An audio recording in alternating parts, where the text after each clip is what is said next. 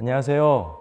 오늘도 하나님과 함께 승리하는 우리 사랑하는 멀티꿈의 가족 모든 성도분들의 축복된 삶이 되기를 간절히 소망합니다. 여러분, 풍요 속 빈곤이란 말이 있는데요. 사실 가진 게 많지만 정작 중요한 것이 없어서 공허한 이 인생을 살아가는 사람들이 있고요. 또 편안한 삶 속에서 평안을 잃어버릴 수도 있고요. 또 주변에 사람은 많지만 정작 함께할 사람이 없어서 외로운 사람도 있고, 또 이룬 건 많지만 언제 무너질지 모를 이 공든 탑처럼 불안함에 괴로워하는 사람들도 있습니다. 인생의 행복을 어떤 외적인 조건이나 소유에서 찾으면 안 되고요. 그리스도 안에서 나라는 이 존재 가치를 발견할 뿐더러 더 나아가 삶의 재미보다 의미를 추구할 때 우리는 진정한 행복을 누릴 수가 있습니다. 오늘 본문을 보면 예수님은 제자들과 함께 이 빌립보 가이사랴에 있는 여러 마을로 가는 길에 이런 질문을 하세요. 사람들이 나를 누구라고 하느냐?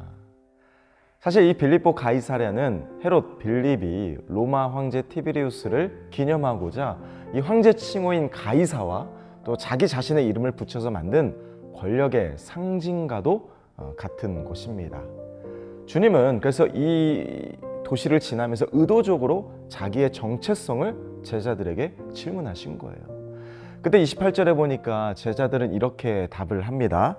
사람들이 말하길 친애 요한이라 하고 더러는 엘리야, 더러는 선지자 중에 하나라고 말합니다. 그때 예수님은 또 물으시죠. 그렇다면 너희는 나를 누구라 하느냐? 그때 베드로가 이렇게 놀라운 대답을 하죠. 주는 그리스도십니다. 예수님이 이 땅에 왜 오셨는지, 그리고 지금까지 수많은 기적과 능력을 행하신 모든 표적의 이유가 무엇인지를 베드로가 지금 정확히 답을 하고 있습니다. 여러분, 예수님은 우리를 구원할 그리스도이십니다. 예수님은 이어서 제자들에게 인자가 많은 고난을 받고 또 죽임을 당하고 다시 부활할 것이다, 이런 생각지도 못한 말씀을 하시는데요. 이때 베드로의 반응은 우리를 또 한 번 놀라게 합니다. 23절에 보니까 드러내놓고 이 말씀을 하시니 베드로가 예수를 붙들고 항변하네. 베드로가 예수님을 붙들고 막 항변했다는 거예요. 여기서 항변이란 단어는 꾸짖다라는 뜻입니다. 그러니까 예수님께 그리스도라고 가장 모범적인 답을 했던 이 베드로가 지금 예수님께 또 가장 무례한 행동을 보이고 있는 거예요. 왜 그랬을까요? 지금까지 귀신을 쫓고 병 고치고 수많은 사람을 먹였던 것처럼 지금처럼만 해도 사실 세상의 성공은 따놓은 당상입니다. 지금도 막 사람들이 구름대처럼 예수님 앞에 몰려들고 있는데 왜 죽어야 하냐며 강하게 예수님을 막 질책하고 꾸짖고 있는 거예요. 여러분, 예수님이 이 땅에 오신 이유가 무엇일까요? 요한복음 10장 10절에 보면 주님은 친히 이렇게 말씀하십니다. 내가 온 것은 양으로 생명을 얻게 하고 더 풍성히 얻게 하고자 내가 이 땅에 왔다. 여러분, 예수님은 양들을 살리고자 자신의 생명을 주기 위하여 이 땅에 오신 선한 목자이십니다. 참 그리스도십니다. 근데 베드로는 자기 방식과 세상 기준에 예수님을 그리스도라고 믿고 있을 뿐이에요. 자기 입장, 자기 생각에 갇혀서. 여러분, 예수님이라고 죽고 싶었을까요? 예수님이라고 안 무서웠을까요? 괜찮았을까요? 똑같이 무섭고 두렵고 피하고 싶으셨을 거예요. 죽음의 고통을 즐길 사람이 어디 있겠습니까? 그러나 예수님은 세상의 왕이 되고자 이 땅에 오신 게 아니라 가장 낮은 자의 모습으로 오셨고, 자신의 유익과 영광을 위하여 우리를 이용하신 게 아니라 우리의 죗값을 자기 생명으로 대신 치르기 위해 이 땅에 오셨습니다. 참 사랑입니다. 예수님은 십자가 지실 걸 다 알고도 이 땅에 오셨고, 어리석은 제자들이 깨닫지도 못할 뿐더러 결국 죽음 앞에 다 도망쳐버릴 걸 다 아시고도 끝까지 사랑하셨고요. 죽음 앞에서 얼마나 처절하고 비참하고 고통스러울지 다 알면서도 도망치지 않고 끝까지 이 사명의 길을 지켜내셨습니다. 우리 예수님이. 주님은 자신을 꾸짖는 이 베드로가 괘씸하기보다는 안타까우셨을 거예요. 그때 이렇게 말씀하십니다. 33절에 보니까 사단아, 내 뒤로 물러가라. 내가 하나님의 일을 생각하지 아니하고 도리어 사람의 일을 생각하는도다. 여러분 알다시피 베드로가 사탄이라는 말씀이 아닙니다. 언제 어느 때라도 우는 사자처럼 우리로 하여금 하나님의 일을 생각지 않고 사람의 일을 생각하도록 방해하고 유혹하는 그 사탄을 경계하고 깨어있으라는 말씀이에요. 하나님의 일을 생각하십니까? 아니면 사람의 일을 생각하십니까? 하나님의 일을 생각한다면서 정작 사람의 일을 생각하는 게 바로 저와 여러분들일 수도 있습니다.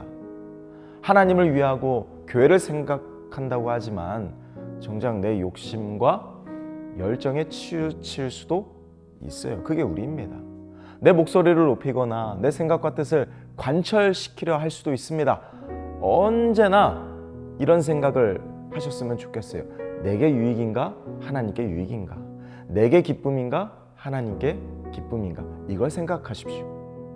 나도 모르게 어느 순간 내 믿음이 다른 일을 망가뜨릴 수 있고요. 교회를, 다른 지체를 불편하게 만들 수도 있고요. 하나님의 기쁨과 영광을 방해할 수도 있습니다. 그래서 우리는 늘 말씀 앞에 나 자신을 돌아보며 깨어 있어야 돼요. 주님은 제자들에게 말씀하십니다. 34절에 보니까 누구든지 나를 따라오려거든 자기를 부인하고 자기 십자가를 지고 나를 따를 것이라. 제가 언젠가 읽은 책에서 이런 내용이 생각났습니다. 좁은 문으로 들어가야 좁은 길을 걷는 게 참 신앙의 여정인데 오늘날 많은 크리스천들이 좁은 문 앞에서 서성인데요. 주님은 넓은 문, 쉬운 길이 아니라 좁은 문, 좁은 길을 걸으라 이렇게 말씀하십니다. 이것이 바로 자기를 부인하고 자기 십자가를 지고 예수님을 따르는 온전한 믿음의 길인 거예요. 여러분, 자기를 부인하라는 것은 내가 누리는 일상의 삶을 다 포기하라는 뜻이 절대 아닙니다. 연약한 나, 교만한 나, 늘 믿음과 현실 사이에서 고민하고 계산하는 이런 이기적인 나를 이기라는 거예요. 여전히 세상이 좋고 화려한 인생에 시선이 빼앗기며 많은 사람들의 관심과 인정이 아니면 기쁨을 찾지 못하는 이 결핍의 상태를 벗어나 그리스도 안에서 하나님의 영원한 사랑과 크신 은혜로 가득 채우는 이 평안의 복을 누리라는 것이 바로 자기를 부인하라는 뜻입니다. 하나님은 우리에게 거창한 삶을 절대 요구하지 않으세요. 주어진 일상 속에서 늘 하나님을 우선으로 생각하며 언제나 하나님을 내가 사랑하고 그 하나님으로 만족하며 하나님으로 정말 기쁘시게 하는 그 삶을 살아가는 행복한 삶을 원하십니다. 여러분, 우리는 영생을 살기에 오늘이 중요한 겁니다. 저는 저와 여러분들이 하나님이 주신 이 오늘 하루, 절대 돈으로도 살 수 없고 연장할 수도 없는 이 복된 하루를 믿음의 관점으로 하나님과 함께 동행하며 멋진 믿음으로 승리하는 축복된 하루가, 그래서 하나님을 생각하고 하나님을 기쁘시게 하는 저와 여러분들이 다 되시기를 예수님의 이름으로 축원합니다.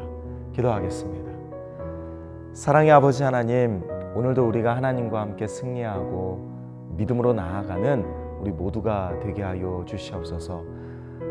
늘 하나님의 일을 생각하고 사람의 일을 생각하지 아니하며 하나님의 기쁨과 영광과 또 하나님께 유익이 되는 늘 교회 편에서 하나님 편에서 생각하고 믿음으로 살아가는 지혜로운 우리 모두가 되게 하여 주시옵소서. 감사드리며 우리를 사랑하시는 우리 주 예수 그리스도 이름으로 간절히 기도합니다.